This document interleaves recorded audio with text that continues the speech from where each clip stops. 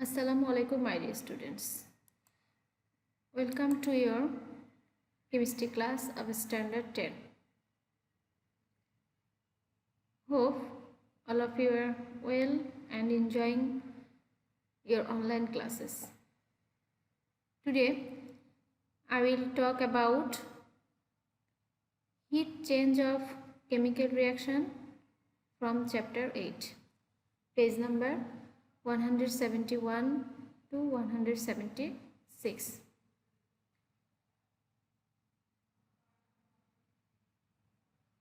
If we start to tell about heat change, then two related terms at first will come here, and that is endothermic reaction and exothermic reaction, which you have learned in your previous chapter. You know that according to heat change, chemical reactions are of two types: exothermic reaction and endothermic reaction. Exothermic reaction means the reaction in which heat is produced, and endothermic reaction means the reaction in which heat is absorbed. But why heat is produced or absorbed in a reaction? Today we will try to know about that. And for this, that means why heat is changed. Actually, why heat is changed in a reaction. This changing of heat in a reaction occurs due to internal energy. So at first we should know what is internal energy. Any substance has a specific energy at a specific temperature, which is known as internal energy. That means the energy, stored energy inside of a substance is actually its internal energy. So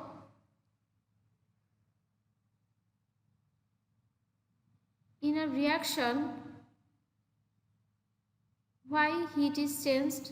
Either it is produced or it is absorbed.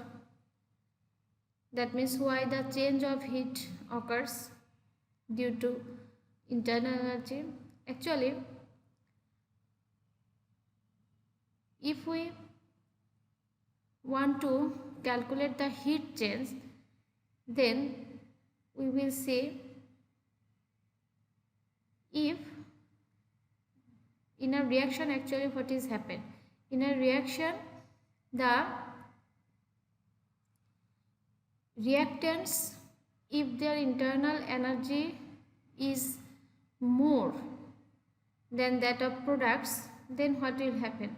After forming the products, the extra energy which are actually stored inside the reactants, they will be evolved after the reaction as heat energy, isn't it? And if the internal energy of products are more than reactants, then what will happen? To occur that reaction, reactant needs more energy. To form the products, reactants needs more energy. And from where reactants obtain this energy? From the surroundings. Reactants have to be absorb the energy. For this, in that reaction, energy is or heat is absorbed. So I hope you understand why actually heat change is the reason of internal energy. Now follow the heat change of a reaction. We can calculate by subtracting total internal energy of reactants from total internal energy of products. How? If the internal energy of reactants is greater than product, then what will happen? We will get as product the extra energy of reactants, isn't it? So the value of del S will be minus here. Follow here, if E1 is greater than E2, then the value of del S will be minus.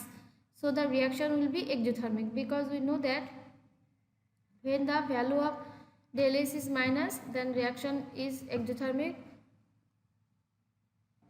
because here heat is produced, or heat we will get as product.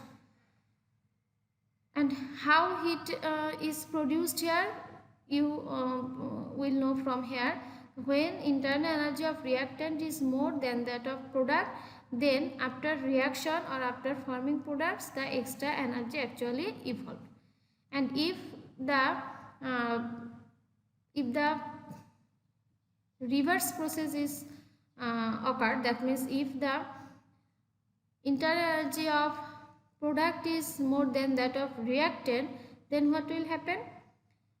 To form the products or to occur the reactions, reactant needs more energy, and which reactants actually take from the nature. For this, in that time, heat is absorbed from the surroundings, and this reaction is termed as endothermic reaction. Now we will learn how heat of change is calculated in a reaction. Here we will know calculation of heat change using bond energy. Why? How bond energy came here? Actually, bond energy is the source of internal energy. How? Because you know that in every matter there is present bond, chemical bond in every matter. Any chemical bond may present inside the matter. So to form a bond or to break a bond, there is actually needed energy, isn't it? This energy is known as bond energy. So how can we define bond energy? Follow here. The energy required to break the bonds of the atoms of a molecule and separate them is called bond energy, or also you can say the energy required to form the bonds of the atoms of a molecule and combine them is called bond energy. That means to combine two atoms or to separate two atoms, in both cases we need what? Energy. Without applying energy we can't do anything. So here the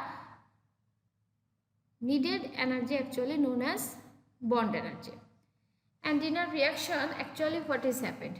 In a reaction, the bond of reactants are breaking and the new bond of products are formed, isn't it? Now one matter you have to know clearly. To break a bond,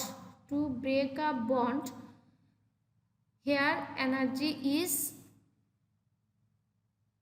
to given, or energy is absorbed by the reactants to break the bonds. Why?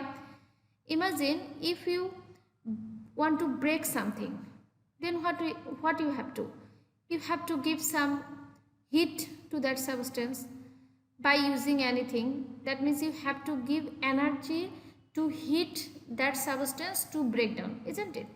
So it is clear, if we want to break something, then we have to give energy, we have to use energy. So from here you have to understand, to break the bonds, energy is absorbed by that substance in which actually bond is broken.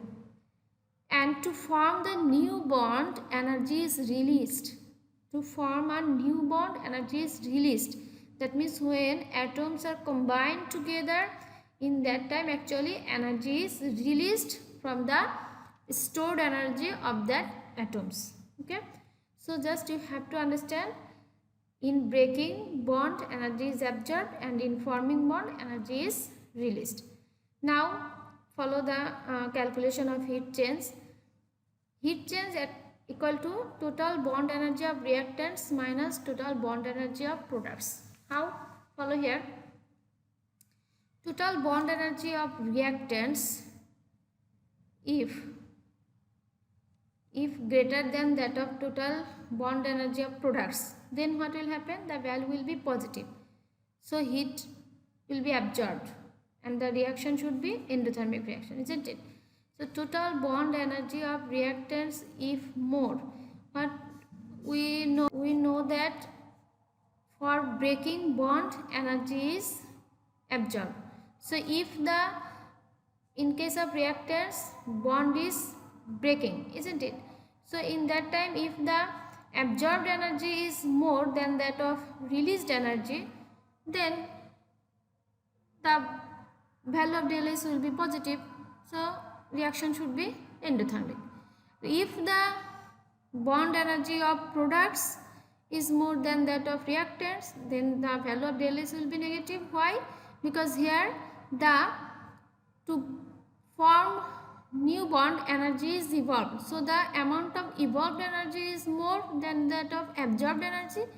Then the value of del S will be minus and the reaction will be exothermic reaction. So I hope you clearly understand. Again follow here. Here the bond energy of reactant means what? Total energy required for breaking the old bonds. And bond energy of products means total energy released in the formation of new bonds, isn't it? So for this, actually in a reaction either heat is evolved or heat is absorbed. Now we will practice problems, but to practice problems we have to know the bond energy of different bonds. So I have given here one chart, bond energy of different bonds. Actually these values are determined through the experiments. That means there is a device to determine the bond energy. So these are all our experimented results. No need to memorize all bond energy, but sometimes it was came in board exam directly in MCQ. What is the bond energy of oxygen-oxygen double bond or nitrogen-nitrogen triple bond, like this way. For this I have specifically given by using red color. You can memorize this bond energy, or if you can memorize more, no problem, but at least this red colored bond energy you have to memorize for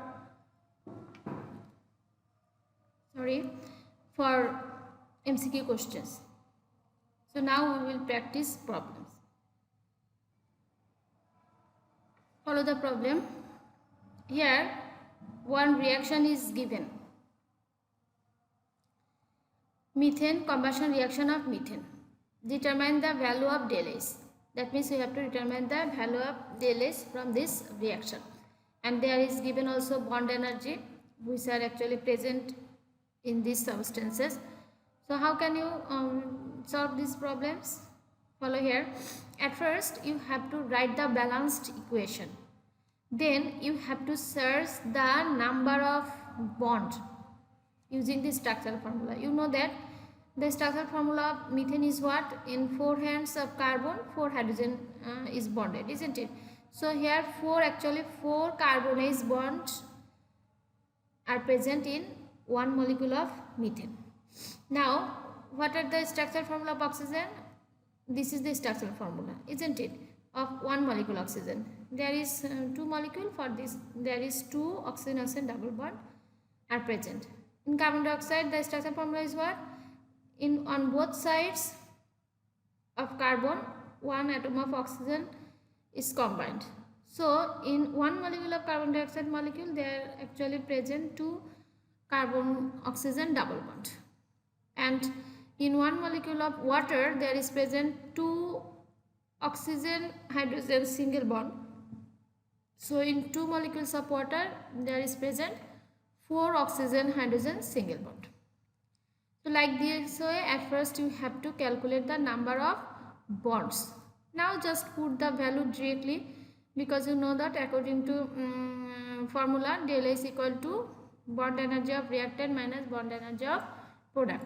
So here bond energy of carbonase is given 414. So 4 into 414 plus 2 into oxygen double bond value is 498 minus bond energy of product, that is just you have to put the value of this bond energy with the molecule number, and through the simply calculation you can easily get the value of del S. Follow here, the value of del S becomes negative, so this reaction is actually a exothermic reaction, and you know very well any combustion reaction is actually the exothermic reaction, because in a combustion reaction always heat is produced.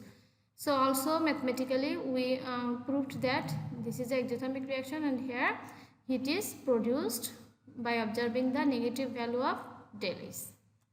Now follow the another example. Here this is the water formation reaction. This is also one kind of exothermic reaction, and like as previous we will do this problem. Follow here, at first you have to write the balanced equation, then you have to determine the number of bonds inside the molecule. So here actually in hydrogen single bond present, and 2 molecule of hydrogen, 2 hydrogen single bond present. In oxygen molecule this one oxygen single bond is present. Like this way you just put the value of bond energy and calculate carefully, then you easily get the value of del S. Also their negative value becomes, because it is also a exothermic reaction.